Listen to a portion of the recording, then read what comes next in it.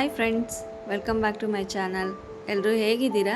ಚೆನ್ನಾಗಿದ್ದೀರಾ ಅಂತ ಭಾವಿಸ್ತಾ ಫ್ರೆಂಡ್ಸ್, ನಾನಿವತ್ತು ನಮ್ಮ ಆರೋಗ್ಯಕ್ಕೆ ತುಂಬ ಮುಖ್ಯವಾದ ವಸ್ತು ಬಳಸ್ಕೊಂಡು ಗೊಜ್ಜು ಮಾಡೋದು ಹೇಗೆ ಅಂತ ತೋರಿಸ್ತೀನಿ. ಹಾಗೆ ಇದು ಶುಗರಿಗೆ ಕೂಡ ತುಂಬ ಒಳ್ಳೆಯದು ಫ್ರೆಂಡ್ಸ್. ಪ್ರತಿಯೊಬ್ಬರಿಗೂ ತುಂಬ ಇಷ್ಟ ಆಗುತ್ತೆ ಈ ರೀತಿ ಹಾಗಲಕಾಯಿ ಗೊಜ್ಜು ಮಾಡಿಕೊಂಡ್ರೆ. ಸ್ವಲ್ಪನೂ ಕಹಿ ಬರಲ್ಲ. ಬನ್ನಿ ಈಗ ಹಾಗಲಕಾಯಿ ಗೊಜ್ಜು ಮಾಡೋಕ್ಕೆ ಏನೆಲ್ಲ ಇಂಗ್ರೀಡಿಯೆಂಟ್ಸ್ ಬೇಕಾಗುತ್ತೆ ಅಂತ ನೋಡ್ಕೊಂಬರೋಣ. ಮೊದಲಿಗೆ ಒಂದು ಟೊಮೆಟೊ ಕಟ್ ಮಾಡಿ ಇಟ್ಕೊಂಡಿದ್ದೀನಿ. ಹಾಗೆ ಸ್ವಲ್ಪ ಕರ್ಬೇವಿನ ಸೊಪ್ಪು ತೊಗೊಂಡಿದ್ದೀನಿ. ಒಂದು ದಪ್ಪ ಈರುಳ್ಳಿನ ಸಣ್ಣದಾಗಿ ಕಟ್ ಮಾಡಿ ಇಟ್ಕೊಂಡಿದ್ದೀನಿ. 2 ಹಾಗಲಕಾಯಿನ ಬೀಜ ತೆಗೆದುಬಿಟ್ಟು ಚಿಕ್ಕ ಚಿಕ್ಕದಾಗಿ ಕಟ್ ಮಾಡಿ ಇಟ್ಕೊಂಡಿದ್ದೀನಿ.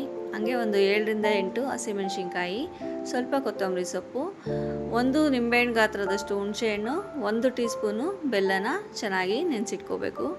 ಬನ್ನಿ ಈಗ ನೆಕ್ಸ್ಟ್ ಏನು ಮಾಡೋದು ಅಂತ ನೋಡೋಣ. ಫ್ರೆಂಡ್ಸ್, ಒಂದು ಬಾಣಲೆಗೆ ಒಂದು ಅರ್ಧ ಕಪ್ಪಷ್ಟು ಕಡಲೆಬೀಜ ಹಾಕ್ಕೊಂಡು ಚೆನ್ನಾಗಿ ಫ್ರೈ ಮಾಡಿ ಎತ್ತಿಟ್ಕೋಬೇಕು. ನೆಕ್ಸ್ಟ್ ಈಗ ಅದೇ ಬಾಣಲೆಗೆ 1 ಟೀ ಸ್ಪೂನಷ್ಟು ಎಣ್ಣೆ ಹಾಕ್ಕೊಂಡು ಸಣ್ಣದಾಗಿ ಕಟ್ ಮಾಡ್ಕೊಂಡಿರೋ ಅಂಥ ಹಾಗಲಕಾಯಿನ ಹಾಕ್ಕೊಳ್ಳೋಣ. ಹಾಗಲಕಾಯಿ ಸ್ವಲ್ಪ ಚೆನ್ನಾಗಿ ಫ್ರೈ ಮಾಡ್ಕೋಬೇಕು, ಯಾಕಂದರೆ ಸ್ವಲ್ಪ ಕಹಿ ಕಡಿಮೆ ಆಗಬೇಕು ಅಂದರೆ ಚೆನ್ನಾಗಿ ಫ್ರೈ ಮಾಡ್ಕೋಬೇಕು. ಈಗ ನೆಕ್ಸ್ಟ್ ಈಗ ಸ್ವಲ್ಪ ಉಪ್ಪು ಹಾಕ್ಕೋಬೇಕು. ಸ್ವಲ್ಪ ಉಪ್ಪು ಹಾಗೆ ಅರಿಶಿನದ ಪುಡಿ ಹಾಕ್ಕೊಂಡು ಚೆನ್ನಾಗಿ ಫ್ರೈ ಮಾಡ್ಕೊಳ್ಳಿ.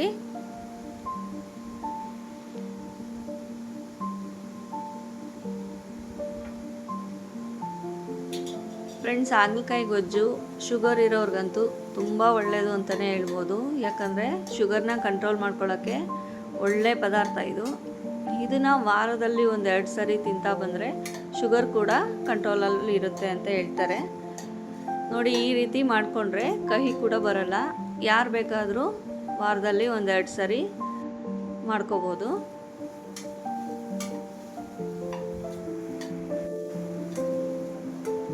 ನೋಡಿ, ಚೆನ್ನಾಗಿ ಫ್ರೈ ಮಾಡ್ಕೋಬೇಕು. ಈಗ ನೆಕ್ಸ್ಟು ನೋಡಿ, ಈ ರೀತಿ ಫ್ರೈ ಆದಮೇಲೆ ಒಂದು ತಟ್ಟೆಗೆ ಎತ್ತಿಟ್ಕೊಂಬಿಡೋಣ.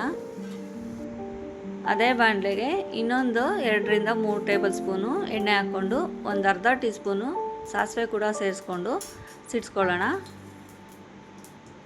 ನೋಡಿ, ಈಗ ಸಾಸಿವೆ ಸಿಡಿತಾ ಇದೆ. ನೆಕ್ಸ್ಟ್ ಇವಾಗ 1 ಟೀ ಸ್ಪೂನಷ್ಟು ಕಡಲೆಬೇಳೆ ಹಾಕ್ಕೊಳ್ಳೋಣ. ಕಡಲೆಬೇಳೆ ಎಲ್ಲ ಸ್ವಲ್ಪ ಗೋಲ್ಡನ್ ಬ್ರೌನ್ ಬಂದಮೇಲೆ ನೆಕ್ಸ್ಟ್ ಇಂಗ್ರೀಡಿಯೆಂಟ್ಸ್ ಹಾಕ್ಕೋಬೇಕು. ಈಗ ಕಡಲೆಬೇಳೆ ಎಲ್ಲ ಸ್ವಲ್ಪ ಫ್ರೈ ಮಾಡ್ಕೊಳ್ಳಿ.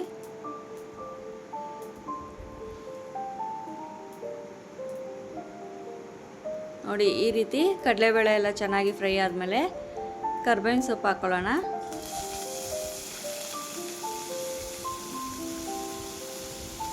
ಕರ್ಬೇವಿನ ಸೊಪ್ಪು ಕೂಡ ಚಟಪಟ ಅಂತ ಸಿಡಿತಾ ಇದೆ ನೋಡಿ. ನೆಕ್ಸ್ಟ್ ಇವಾಗ ನಾವೇನು ಕಟ್ ಮಾಡಿ ಇಟ್ಕೊಂಡಿರ್ತೀವಲ್ಲ ಹಸಿಮೆಣಸಿನ್ಕಾಯಿ, ಅದನ್ನು ಕೂಡ ಸೇರಿಸ್ಕೋಬೇಕು. ಹಸಿಮೆಣಸಿನ್ಕಾಯಿ ಎಲ್ಲ ಸೇರಿಸ್ಕೊಂಡು ಚೆನ್ನಾಗಿ ಫ್ರೈ ಮಾಡ್ಕೊಳ್ಳಿ.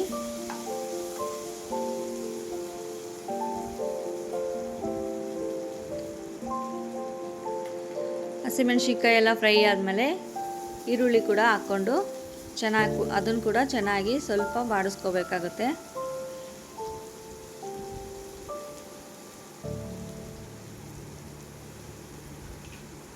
ಈಗ ಚೆನ್ನಾಗಿ ಫ್ರೈ ಮಾಡ್ಕೋಬೇಕು.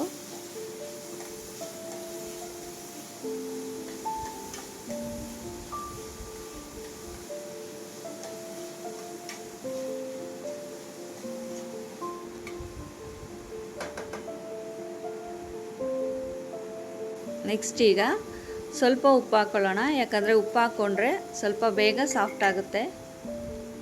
ಹಾಗೆ ರುಚಿ ಕೂಡ ಚೆನ್ನಾಗಿ ಬರುತ್ತೆ. ಈರುಳ್ಳಿ ಟೊಮೆಟೊ ಎಲ್ಲ ಹಾಕೊಳ್ಳೋದ್ರಿಂದ ಎಲ್ಲ ಕ್ಲೀನಾಗಿ ಸಾಫ್ಟ್ ಆಗುತ್ತೆ. ಟೇಸ್ಟ್ ಕೂಡ ತುಂಬ ಎಲ್ಲದಕ್ಕೂ ಉಪ್ಪು ಹಿಡಿಯೋದ್ರಿಂದ ಚೆನ್ನಾಗಿ ಬರುತ್ತೆ.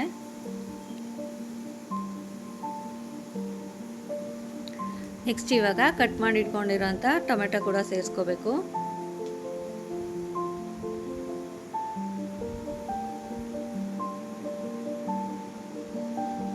ಟೊಮೆಟೊ ಈರುಳ್ಳಿ ಎಲ್ಲ ಸ್ವಲ್ಪ ಸಾಫ್ಟ್ ಆಗೋವರೆಗೂ ಫ್ರೈ ಮಾಡ್ಕೋಬೇಕು.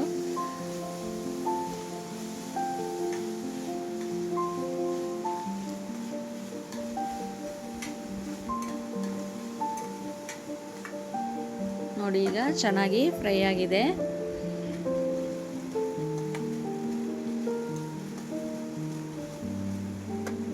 ನೆಕ್ಸ್ಟ್ ಇವಾಗ ನಾವು ಕಟ್ ಮಾಡಿ ಮತ್ತು ಎಲ್ಲ ಫ್ರೈ ಮಾಡ್ಕೊಂಡಿರೋ ಅಂಥ ಹಾಗಲಕಾಯಿ ಸೇರಿಸ್ಕೋಬೇಕು.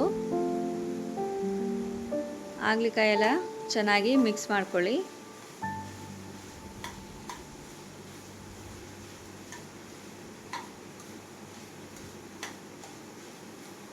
ಫ್ರೆಂಡ್ಸ್, ಈ ಥರ ಹಾಗಲಕಾಯಿ ಗೊಜ್ಜು ಚಪಾತಿಗೆ ಅಥವಾ ರೊಟ್ಟಿಗೆ ಇಲ್ಲ ಅನ್ನೋ ಜೊತೆ ಕೂಡ ತುಂಬ ಚೆನ್ನಾಗಿರುತ್ತೆ ಫ್ರೆಂಡ್ಸ್. ಒಂದು ಸರಿ ಟ್ರೈ ಮಾಡಿ.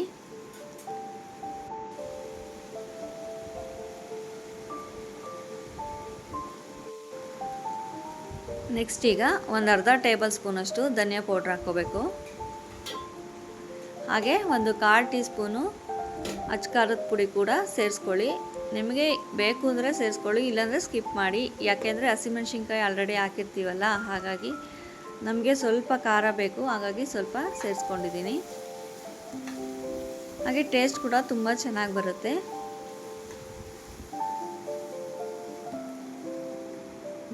ನೆಕ್ಸ್ಟ್ ಈಗ ಹುಣಸೆಹಣ್ಣು ಮತ್ತು ಬೆಲ್ಲ ನೆನೆಸಿಟ್ಕೊಂಡಿದ್ದೀವಲ್ಲ, ಆ ನೀರು ಕೂಡ ಸೇರಿಸ್ಕೊಳ್ಳೋಣ. ಚೆನ್ನಾಗಿ ಎಲ್ಲ ಕಲಿಸ್ಕೊಂಡು ಕ್ಲೀನಾಗಿ ಹಿಂಡ್ಕೊಳ್ಳಿ. ತುಂಬ ಚೆನ್ನಾಗಿರುತ್ತೆ. ಹುಣಸೆಹಣ್ಣು ಯಾವುದೇ ಅಡುಗೆಗೆ ಬಿದ್ದರೂ ತುಂಬ ಟೇಸ್ಟ್ ಬರುತ್ತೆ. ಈಗ ಚೆನ್ನಾಗಿ ಮಿಕ್ಸ್ ಮಾಡ್ಕೋಬೇಕು.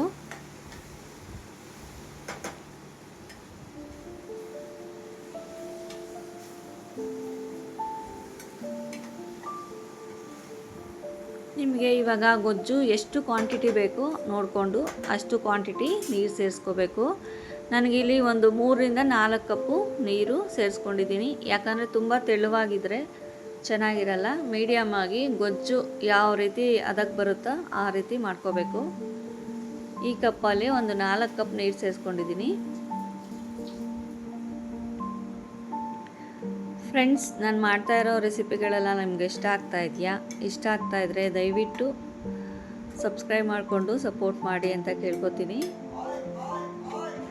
ಇನ್ನೂ ಹೊಸ ರೆಸಿಪಿಗಳು ಬೇಕು ಅಂದರೆ ಕಮೆಂಟ್ ಮೂಲಕ ತಿಳಿಸಿ. ಓಕೆ, ಈಗ ಎಲ್ಲ ರೆಡಿ ಆಗ್ತಾ ಇದೆ. ಈಗ ನಮಗೆ ನೀರು ಎಷ್ಟು ಬೇಕೋ ಅಷ್ಟನ್ನು ಸೇರಿಸ್ಕೊಳ್ಳೋದು ಮೇಯ್ನ್ ಇಂಪಾರ್ಟೆಂಟ್ ಆಗುತ್ತೆ.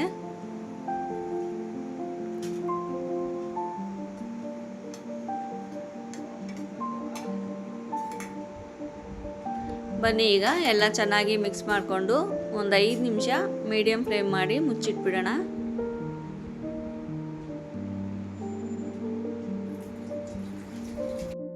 ನೋಡಿ, ಈಗ ಹಾಗಲಕಾಯಿ ಗೊಜ್ಜು ರೆಡಿ ಆಗ್ತಾ ಇದೆ. ಈ ಟೈಮಲ್ಲಿ ಹುರಿದಿಟ್ಕೊಂಡಿರೋಂಥ ಕಡಲೆ ಬೀಜನ ಪುಡಿ ಮಾಡಿಕೊಂಡು ಇವಾಗ ಅದನ್ನು ಕೂಡ ಸೇರಿಸ್ಕೊಳ್ಳೋಣ. ತುಂಬ ಟೇಸ್ಟಿಯಾಗಿ ಬರುತ್ತೆ ಫ್ರೆಂಡ್ಸ್.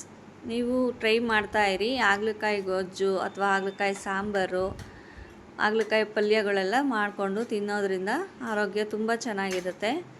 ಕಹಿ ಅಂತ ನಾವು ಯಾವುದೇ ಪದಾರ್ಥಗಳನ್ನ ನೆಗ್ಲೆಕ್ಟ್ ಮಾಡಬಾರ್ದು.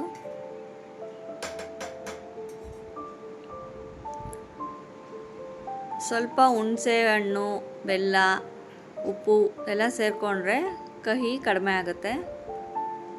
ನೋಡಿ, ಈಗ ನೀರು ಎಷ್ಟು ಬೇಕೋ ಅಷ್ಟನ್ನು ನಾವು ಸೇರಿಸ್ಕೊಂಡು ಗೊಜ್ಜಿನ ಕ್ವಾಂಟಿಟಿಗೆ ರೆಡಿ ಮಾಡ್ಕೋಬೇಕು. ನೆಕ್ಸ್ಟು ಕಟ್ ಮಾಡಿ ಇಟ್ಕೊಂಡಿರೋಂಥ ಕೊತ್ತಂಬರಿ ಸೊಪ್ಪು ಕೂಡ ಸೇರಿಸ್ಕೊಂಡು ಚೆನ್ನಾಗಿ ಮಿಕ್ಸ್ ಮಾಡ್ಕೋಬೇಕು.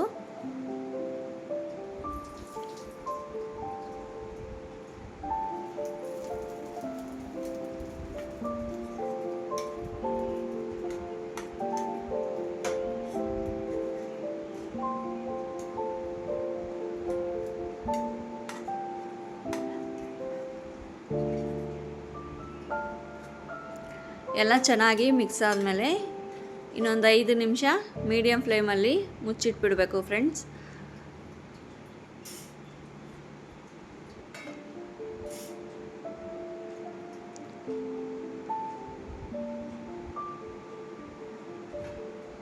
ನೋಡಿ ಫ್ರೆಂಡ್ಸ್, ಈಗ ಬಿಸಿ ಬಿಸಿ ಹಾಗಲಕಾಯಿ ಗೊಜ್ಜು ರೆಡಿ ಆಗ್ತಾ ಇದೆ. ಇನ್ನೊಂದು 2 ನಿಮಿಷ ಹಾಗೆ ಲೋ ಫ್ಲೇಮ್ ಮಾಡಿ ಬಿಟ್ಬಿಡಬೇಕು.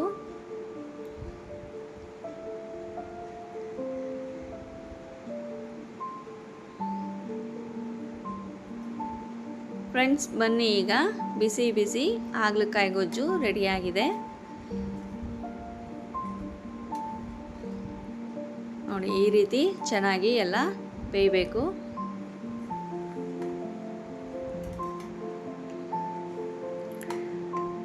ಬನ್ನಿ ಈಗ ನೆಕ್ಸ್ಟು ಒಂದು ಬೌಲಿಗೆ ಹಾಕ್ಕೊಳ್ಳೋಣ. ಫ್ರೆಂಡ್ಸ್, ಬಿಸಿ ಬಿಸಿ ಹಾಗಲಕಾಯಿ ಗೊಜ್ಜು ರೆಡಿಯಾಗಿದೆ ನೋಡಿ. ಎಷ್ಟು ಯಮ್ಮಿಯಾಗಿ ಕಾಣ್ತಾ ಇದೆ.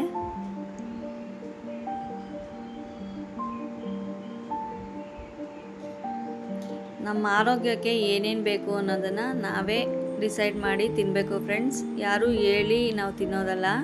ಹಾಗಲಕಾಯಿ ತುಂಬ ಒಳ್ಳೆಯದು, ಹಾಗಾಗಿ ಎಲ್ಲರೂ ಒಂದ್ಸರಿ ಟ್ರೈ ಮಾಡಿ. ಓಕೆ ಫ್ರೆಂಡ್ಸ್, ಈ ರೆಸಿಪಿ ನಿಮಗೆ ಇಷ್ಟ ಆದರೆ ಪ್ಲೀಸ್ ಲೈಕ್ ಮಾಡಿ, ಶೇರ್ ಮಾಡಿ, ಹಾಗೆ ಸಬ್ಸ್ಕ್ರೈಬ್ ಮಾಡಿಕೊಂಡು ಸಪೋರ್ಟ್ ಮಾಡಿ. ಇನ್ನೂ ಹೊಸ ಹೊಸ ರೆಸಿಪಿಗಳ ಜೊತೆ ಬರ್ತಾನೆ ಇರ್ತೀನಿ ಅಂತ ಹೇಳ್ತಾ ಥ್ಯಾಂಕ್ ಯು ಫಾರ್ ವಾಚಿಂಗ್.